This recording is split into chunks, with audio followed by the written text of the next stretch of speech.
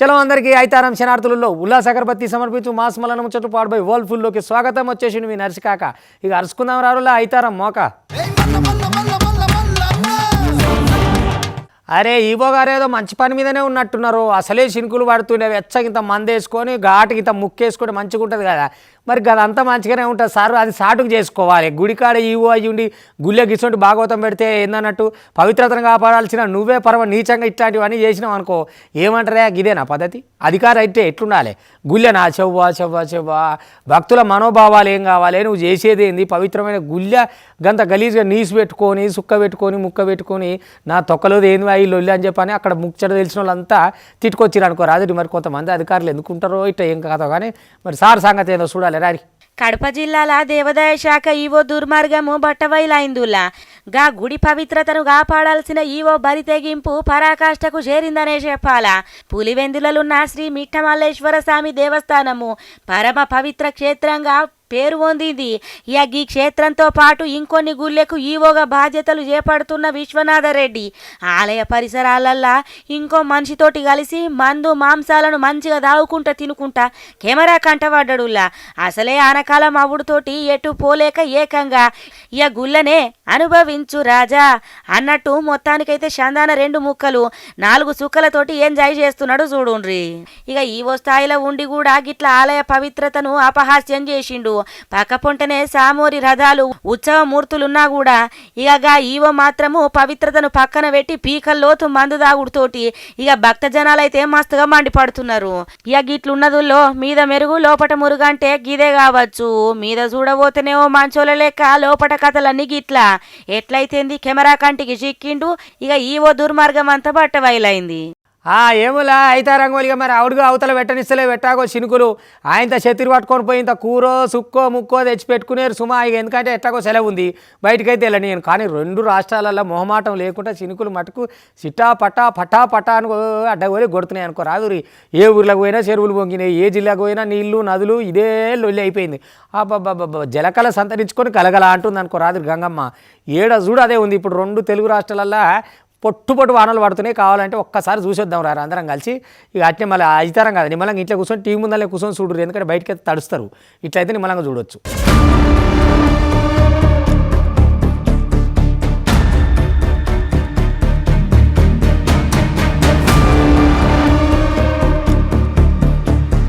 వామ్మో వామ్మో ఏం వానలు ఏం వరదలుల్లా. 2 తెలుగు రాష్ట్రాలలా దంచిదనాలు బుక్కితున్నాయనే చెప్పాల ఆనలు. రోడ్ల మీదకైతే వరద నీరు జోరుగా అత్తున్నది.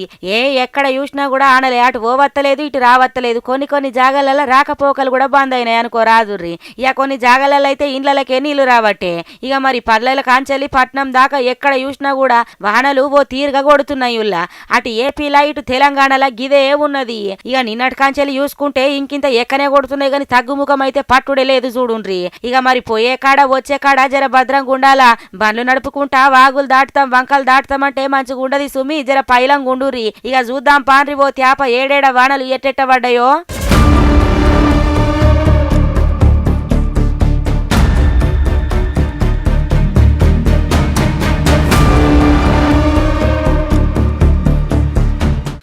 చూసిండ్రు కదా నుల్లా. ఇక ఎడతెరిపి లేకుండా పడుతున్న ఆనలకు అతలా కుతలమే ఉన్నదుల్లా. ఇక పల్లెలలో ముచ్చట అటు ఇటు జరంత మంచిగున్నా కూడా బాయిల కాడ శలికల కాడ వాగుల కాడ వంకల కాడ భద్రంగా ఉండాలా.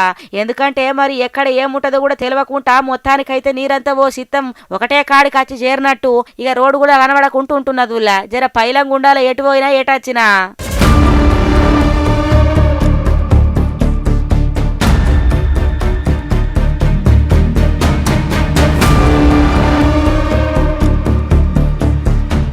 అందుకనే ఏడికన్నా పోయినప్పుడు చూసి కొనాలి చూసి తినాలి అని అంటామన్నట్టు. ఇక చూడు చాట్ బండారు కానీ పోయి స్వీట్ కొనుక్కొని వచ్చిర్రు పొరగాల. కానీ ఏముంది ఇప్తాల కాళ్ళు ఇంతలా బొద్దింకున్నది. అది గిట్లా దీనుంటే పొరగాల పరిస్థితి ఏం చెప్పురి. ఇది పెద్ద ముచ్చట్లెక్క కొట్టకపోయినా మనం చాలా జాగ్రత్తతో ఉండాలి ఏది కొన్నా. ఎందుకంటే అసలే లాపర్వా నిర్లక్ష్యం కల్తీలు ఉంటున్న పరిస్థితి. ఇక దానికి తోడు పైసలు పెట్టి కొన్నాక కూడా ఇట్లా పురుగులు పూటెక్కలు వస్తాయి. ఇక ఏం చేయాలి? పానాలు ఎడికెళ్ళి బాగుంటాయి చెప్పురి. పొరగాలు చూసిరు కాబట్టి సరిపోయింది. లేకపోతే అట్నే పసపస నవిలితే ఆ బొద్దింక తిని అది విషమయం అయిపోయి ఆగమాగం అయ్యేదే కదా. అందుకని జాగ్రత్తతో ఉండురి. 5 రంగోలికి ముచ్చట పట్టుకొచ్చిన చూడు ఎట్లుందో కథ. ఓష్ని కథ పాడైపోను. ఇక అమ్మ నాకు అది కావాలా, నాన్న నాకు అది కావాలా, నాకు ఈ స్వీట్ కావాలా, ఆ స్వీట్ కావాలా, గిట్లా ఏడిచి గీ పెట్టంగానే తీసుకొచ్చి కాదనుకుంటూ ఇస్తారు. కానీ చూడాలి నువ్వు ఇక మరి ఎందుకంటే స్వీట్లల్లా పురుగులు బొద్దింకల సొంటి రావట్టే. ఇక గీ వనస్థలీపురం పోలీస్ స్టేషన్ పరిధిలో ఉన్న పనామా కాడ మిఠాయి వాళ్ళ స్వీట్ దుకాణంలా చాటు బండార్ల బొద్దింక వచ్చింది. మిఠాయి వాళ్ళ కుటుంబ సభ్యులు పిల్లల కోసము చాటు బండారు వంకోపోయినరట. ఇక ఇంటికి తీసుకుపోయి పిల్లలు తీస్తురంగానే ఇక గంటల పొద్దు ఇంకా కనబడ్డదట. ఇక ఫుడ్ సేఫ్టీ అధికారులకు ఎన్ని ఫోన్లు చేసినా కూడా గాలు స్పందించలేదని చెప్పి బాధితుడైతే మస్తుగా బాధపడుతున్నాడు. కానీ ఇక మరి పెద్ద పెద్ద దుకాణంలు మంచిగా ఉంటది, క్వాలిటీ ఉంటది అని పట్టుకపోయినరు అనుకో, మరి ఎట్లా తయారు చేస్తుండ్రు ఏందన్నది కూడా జర అరుసుకోవాలా. ఇక చూసిరు కదా ఇప్పుడు బొద్దింక వచ్చింది, రేపు ఇంకోటి వస్తుంది. గందుకే కోనంగా మరి ఎట్లా తయారు చేసిర్రు ఏంది ఎప్పటికేం చమ్ముతున్నారు అన్నది పురాగా తెలుసుకోవాలా. ఇక పాపం గీ మనిషి అయితే బాగానే బాధపడుతున్నాడు. మరి గిట్లనే ఉంటుందా సారు అని ఫుడ్ సేఫ్టీ అధికారులకు చెప్దామని ఎన్ని తాప ఫోన్ చేసినా కూడా వాళ్ళు పట్టించుకున్న పాపాన పోతలేరట. అయ్యా మరి ఏమాత్రం కొట్టుకపోయిందా మోతబరువు లెక్కలు కాకపోతే ఇవి ఆడ వరద వస్తేనే కంటికి కనపడుతూనే ఉన్నాయి. అందులోకెళ్ళి బండి వెళ్తుందా వెళ్ళదా అని కనీసం అవగాహన ఉండాలి కదా. ఏం పడిపోయాని నడి వరదలకు ఉరికితివి, ఉరికినాక ఊకుంటుంది అది నూకుతే అవతల పడుతుంది. ఇక మళ్ళీ అది కొట్టుకపోగా నేను వటకరంగా ఈ తోలకి ఎన్ని తిప్పాలు నీ కథక్కున వారేది. వరదలకి ఇంట్లోకి వెళ్ళి బయటికి వెళ్ళకుంటే ఏమైందా నిమ్మలంగా ఇంట్లో కూర్చోండి, లేకపోతే గిట్టిన గాలి కొట్టుకపోవాల్సి వస్తుంది గంగలవాడి.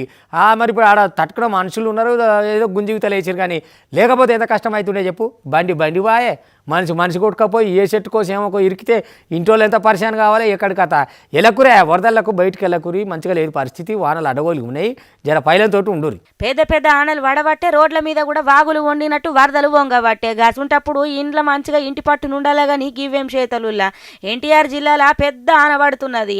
ఈ వాగులు వంకలు ఉధృతంగా ప్రవహిస్తున్నాయి. చందర్లపాడు మండలము ముప్పర్ల ఊరు శివార్ల వాగు దాటేందుకు ప్రయత్నించిండు ఓ యువకుడు.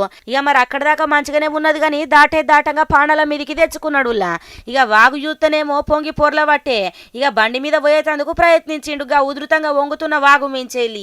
ఇక పోయేది వంగనే బైకు మించెళ్ళి కింద పడిపోయిండు అనుకోరాదురి. నీళ్ళలో కొట్టుకపోతున్న గైనను చుట్టుపక్కలున్నోళ్ళు కాపాడిండ్రులా. కుండపోతగా పడుతున్న పెద్ద పెద్ద ఆనలతోటి వాగులు వంకలు పొంగి పొర్లుతున్నాయి. ఇక వీటిని దాటే సాహసం చేయొద్దని అధికారులు జనాలకు చెప్తున్నా కూడా గిసొంటి సాహసాలే చేస్తున్నారు, గిసొంటి గాలి చేతలే చేస్తున్నారు. ఇక గాలి ఉన్నారు కాబట్టి నయమైంది, లేకపోతే ఏం కావాలి. ఇక కావాలంటే చూడుండ్రి మీరే.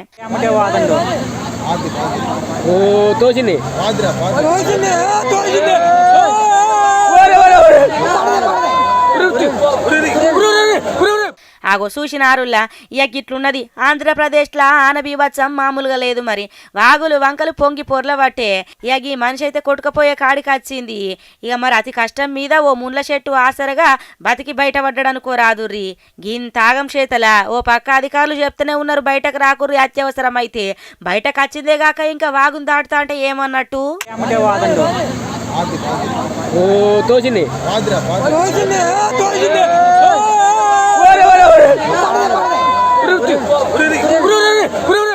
నెట్ కొట్టుకొచ్చింది కదా గట్టిగానే. ఆ పంట పాపం అది ఎసొంటి పంట బంగారం అసొంటి పంట.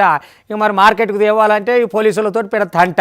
ఎందుకు వచ్చిన లొల్లి అని ఇక ఒక ఆయన లారీకి ఎంతలా పొక్క పెట్టిండో చూడుది మీరు. అమ్మో ఎక్కడి గంజాయి ఏం కథ, ఏమంత అంట ఇది, ఎక్కడి బేరము ఏం కథ. గంతగానం కట్టలే లారీలు వేసుకొచ్చి అమ్ముతున్నామంటే లాట్లే మామూలు ముచ్చట్టున్నా అది. అబ్బాబ్బా ఈ దందలు ఎంత ఆమ్దాని ఉందో ఏం కథ. కానీ ఎన్నిసార్లు దొరికినా రవాణా మాత్రం ఆగుతలేదులా. పోలీసు వాళ్ళకి తిప్పలు అవుతున్నాయి పోరి. అగా చూడు అమ్మ పరిశాన్ అవుతారు మీరు.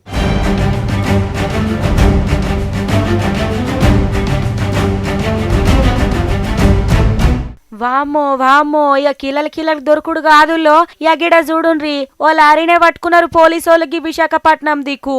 లారీలా గోంత గంజాయి ఉందా చూడుండ్రులో. ఎవ్వరు పట్టుకోరు అనుకున్నారు కావచ్చు ఈ మోతేవార్లు. ఎవ్వరు కంట పడతాం భద్రంగా దాచుకొని పోదామని అనుకున్నారు. ఆఖరికైతే ఏమైంది పోలీసోళ్ళ కంట్లో పడ్డరు. ఇక గంజాయిని చూడుండ్రి ఎట్లా పట్టుకపోతున్నారో లారీలా. సో నిన్న స్పెసిఫిక్ ఇన్ఫర్మేషన్ మేరకు సబ్బవరం పోలీస్ స్టేషన్ లిమిట్స్లో 912 కేజెస్ గాంజా పట్టుకుంటాం జరిగింది. ఇది 456 ప్యాకెట్స్లో ప్యాక్ చేసి ఉంది. ట్రక్లో ఒక స్పెషల్ క్యాబిన్ పెట్టారు. డ్రైవర్ క్యాబిన్లో ఒక బాక్స్ లాంటి స్పెషల్ క్యాబిన్ చేశారు. దేంట్లో అయితే ఈ గాంజా ప్యాకెట్స్ దొరికినాయో. ఇప్పటికీ మనం 2 అక్యూజ్ని అరెస్ట్ చేశాము. వీళ్ళని ఇంట్రోగేట్ చేసి మనం ఈ కేసులో ఫర్దర్ లింకేజెస్ ఎస్టాబ్లిష్ చేస్తాము. వామ్మో, ఓ పక్క అధికారులేమో చెప్పేది చెప్పబడితే ఏసే చేతలేమో ఇట్లే ఉండబట్టే ఏ వర్రి వర్రి వాళ్ళే పోతారు, వండుక తిని మేమే పోతాం మమ్మల్ని పట్టుకుంటారా అన్నట్టు చేస్తున్నారు కదా నువ్వులా. ఎంత కష్టపడాలా, మొత్తం ఒళ్ళంచి చెమట గాడిచినా కూడా పనికి పైసలు బాగా వస్తలేవు, అడ్డగోలిగా ప్రయత్నించే లచ్చారకాలం అవుతాము అని అనుకొని మొత్తానికైతే ఈ గంజాయి దందలల్ల మన్నుపోయా ఇక వీటిని అమ్ముకుంటా అడగోలుగా పైసలు సంపాదించుకుంటా యువత పాణలతోటి చెలగాటం ఆడుతున్నారు. ఇక చూడుండ్రి గోంత గంజాయ గోంత లెక్కన లారీలే పట్టుకున్నారు అనుకో రాదుర్రి.